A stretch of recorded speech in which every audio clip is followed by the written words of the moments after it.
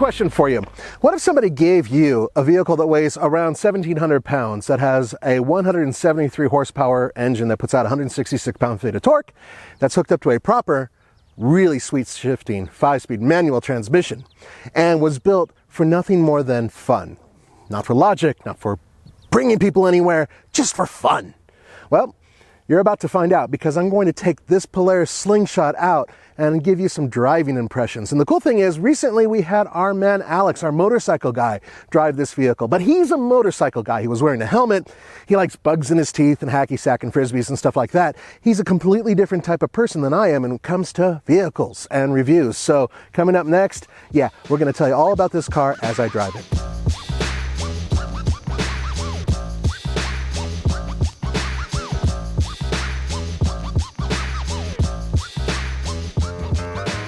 All right, so if you want a car, obviously a Miata makes more sense. Hell, compared to this, you can get one for less money. In fact, with this price and the hardtop, you can get an RF, which is the retractable hardtop Miata. True, however, the driving experiences are completely different between the two cars, and that's what separates this vehicle. However, there are a few issues. This is built a little bit more like a jet ski than, let's say, a car.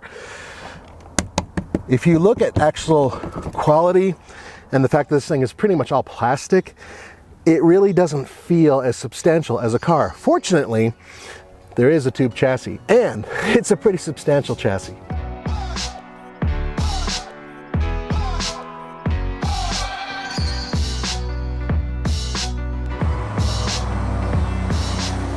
It's unnecessarily complex, the 3 steps you have to take in order to fire this thing up. Key in the ignition, you turn it, clutch down, then you hit the button. Why can't we just, whatever.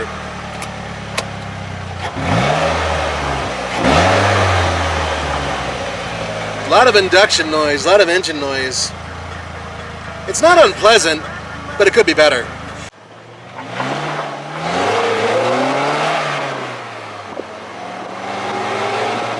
Windshield wipers? Door handles?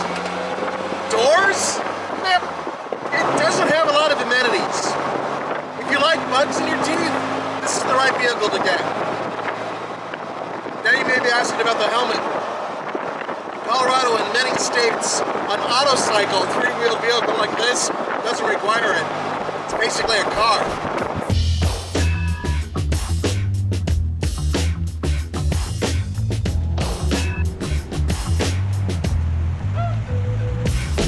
I know I look ridiculous with this hat this way, but it's the only way to drive this thing fast without losing it. Besides, you want to see my beautiful face. You know what else you want to see? The logic behind this vehicle. There's not a lot. Let me show you. Let's say you want to take stuff places. You have this, and another one behind the passenger seat. It's basically big enough for a helmet or a backpack, not both. Now, if you have other stuff, they actually have a fairly good-sized glove compartment over there as well. And that's it. There's no trunk. There's no cargo area in there. Nothing. Basically, it's built for a driver and a passenger, or in Roman's case, a driver, a passenger, and his hair, to go places and have fun getting there.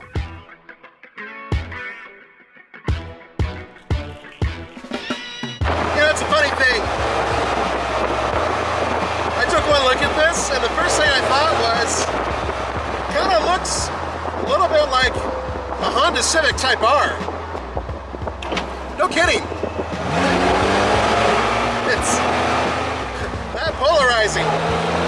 Get it? Polarizing. Get it.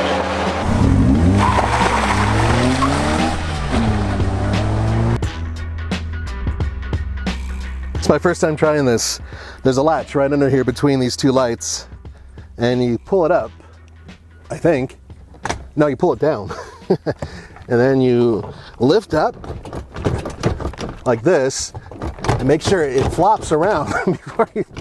Seriously? What the hell am I doing wrong? Maybe if I'm over here.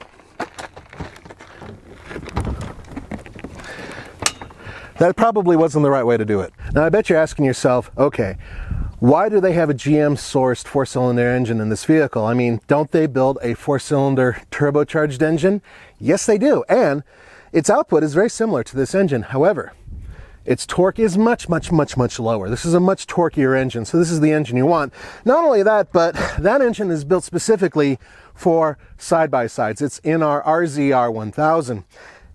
This engine, well, it was built for cars, so there's a very good reason why the Environmental Protection Agency would rather you have this engine other than one that's in a side-by-side.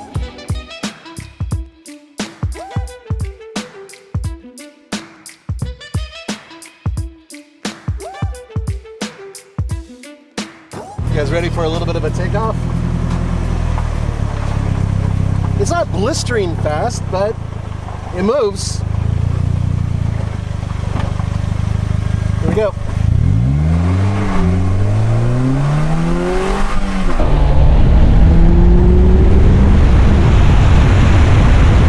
Everything seems to calm down once you hit a certain speed.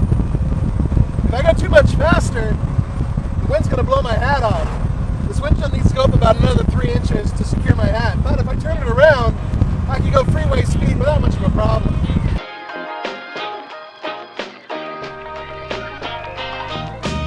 Whenever I get the opportunity, I have a desire to drive old cars. I love old cars. I recently, a year ago or more,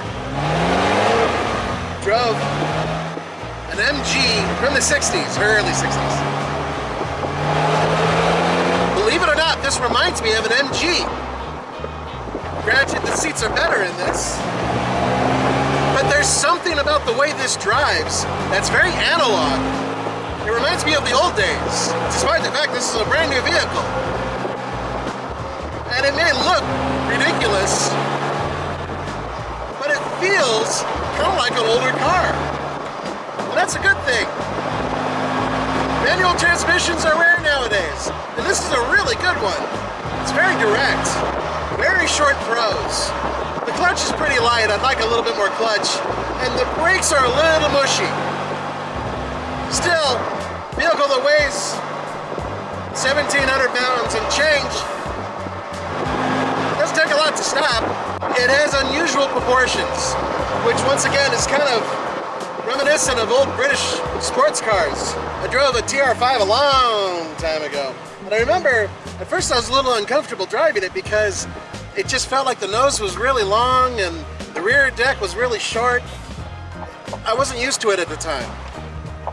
But that's exactly how this car feels. Now, once I started driving that car, I realized how amazing the feeling was. And that's a lot like this car. It's weird. I keep driving this thing and thinking, wow, this certainly reminds me of older British sports cars. And it reminds me a little bit of my old Fiat. Yeah, I had a Fiat. It's a long story.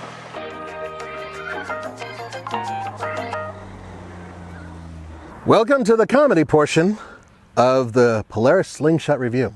And that's because you get to watch the fat guy get in and out of the car. I've learned that if you step here and then just let your big ass fall in the back of the seat, everything's cool. The seat belt isn't over here. Yeah, it's over here. So it'll even get around my large tummy and hook up without much of a problem. The thing is, if it's a hot day and you're wearing Levi's or shorts, really anything, even armor, you're gonna feel that seat.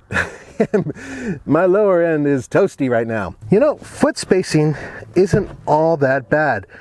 Had I known I was driving this today, I would have worn my racing shoes, and by racing shoes I mean my Vans, but they are much more narrow than regular shoes. There is some space in here. I'm really glad I didn't wear my combat boots. Getting out of the vehicle, now that's a different story. Yep, because there's not a place to really grab, you know, and lift yourself out of it. You have to push yourself out of it. I've learned that if you put one hand here and one hand here and go out like that, you can sort of gracefully get out, but that's after a lot of practice. You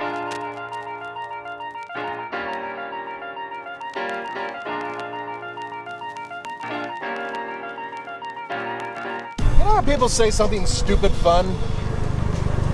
It used to bother me, stupid fun. This arcade game is stupid fun. flying in this plane is stupid fun. I think I finally found the definition for stupid fun. This thing is stupid fun. It's ridiculous. It really makes you feel good, and I kind of understand its purpose. It's inane and silly, and at the same time completely and utterly rewarding. I mean, how can you go wrong with that, right?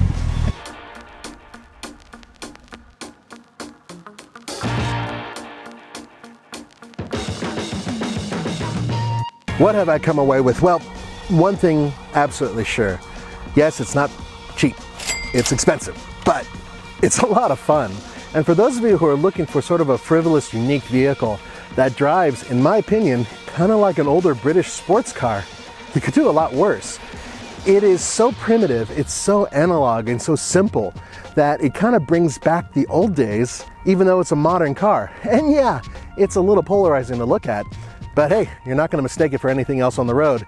For the Fast Lane Car, this is Nathan. Thanks for joining me. I'll see you next time.